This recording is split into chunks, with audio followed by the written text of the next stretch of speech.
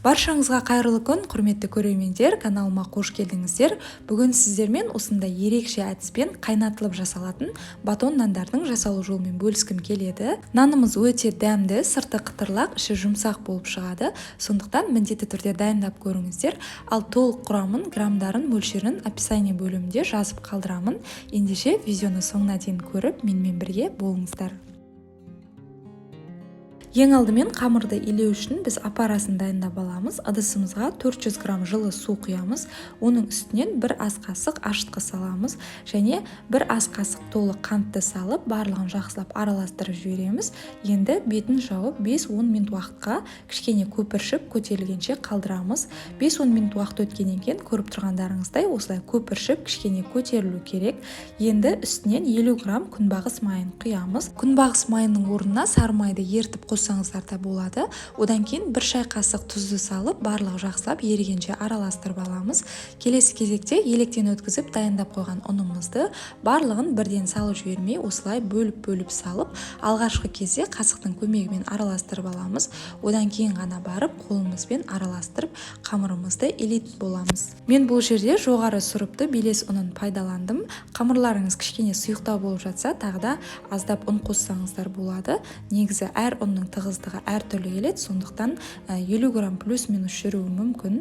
Осылай қамырымызды жақсылап ешқандай іртік қалмайтындай етіп илеп алдық. Илеп алғаннан кейін қолдарыңызға аз ғана сұйық май алып, қамырдың екі бетін кішкене майлап жіберіңіздер.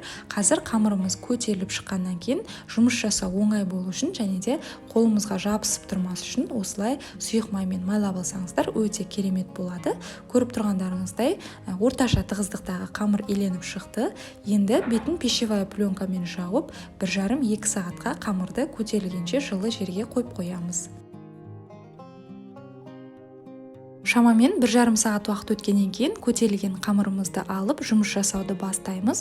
Бірінші осылай қолымызбен 1-2 басып илеп аламыз. Одан кейін қамырды теңдей 4 бөлікке бөліп аламыз. Бірдей болғанын қаласаңыздар таразының көмегімен бөлсеңіздер де болады. Мен осылай көз мөлшерімен бөліп шықтым. Енді барлығын осылай дөңгелетіп аламыз.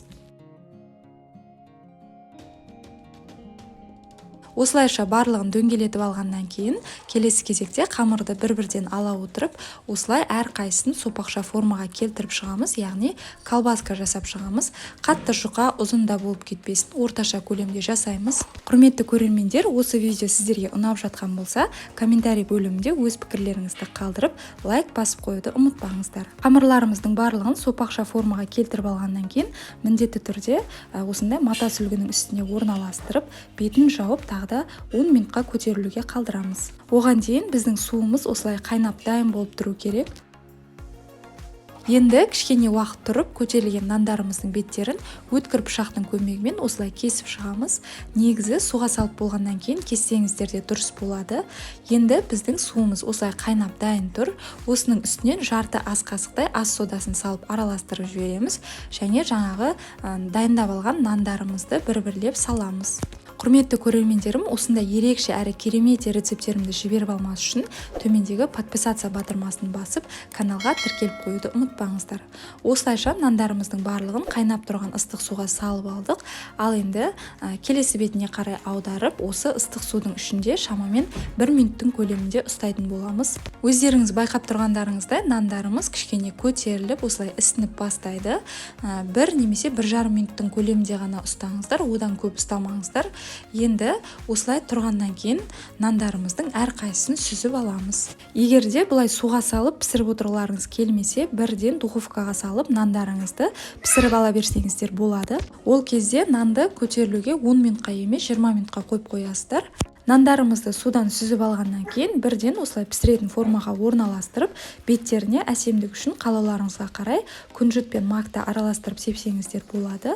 Алдын ала 200 градуста қызып тұрған пеште нанымызды 15 немесе 20 минут уақыт аралығында толықтай қызарып көтерілгенше ұстайтын боламыз. Міндетті түрде осылай жоғары градуста пісіріңіздер.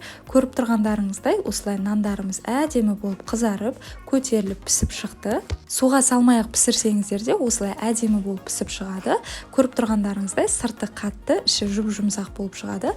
Міндетті түрде жасап көріңіздер. Қазір сіздерге кесіп көрсететін боламын. Көріп тұрғандарыңыздай іші барлығы толықтай піскен. Ыстықта жесеңіздер өте керемет. Дәл осы рецепт бойынша жасап көріңіздер. Егер де видео рецепт ұнаған болса, лайк басып, комментарий бөлімінде пікір қалдыруды ұмытпаңыздар. Және де каналға подписация етіп тіркеліп қойыңыздар.